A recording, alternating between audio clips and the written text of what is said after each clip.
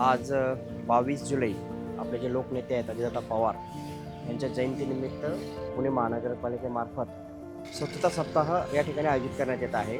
22 जुलै ते 28 जुलै असा 7 दिवसांमध्ये आपण हा स्वच्छता सप्ताह करणार आहोत। याच्यामध्ये सर्व 15 क्षेत्रीय कार्यालय जे आहेत याच्यामध्ये आपण एक 7 दिवस विविध कार्यक्रम या ठिकाणी आपण केलेले आहेत।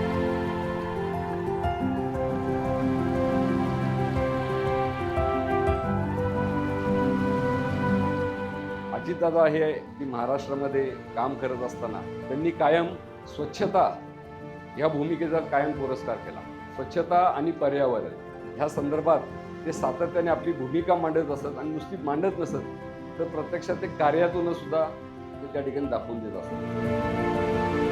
या महाराष्ट्रातला एक मोठा माणूस आणि या देशामध्ये एक वेगळं आपलं अस्तित्व निर्माण करणारा एक मोठा नेता आपल्याला सोडून गेल्यामुळं महाराष्ट्र, पुणे जिल्हा, पुणे शहर याचं फार मोठं नुकसान झालेलं आहे।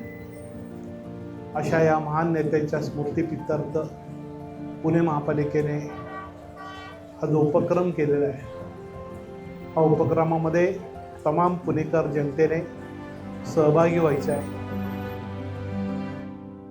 खरं तर दादांचं नसणं कोणालाच मान्य नाही, ते दुःख अजूनही गेलेलं नाही, आभाळाला सुद्धा मान्य नाही।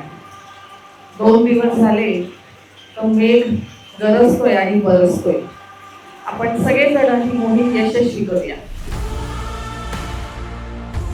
ही विशेष मोहीम संपूर्ण पुणे शहरात राबवल्यानंतर पुणे शहर अधिक स्वच्छ दिसणार आहे आणि निमित्त आहे ते जयंती।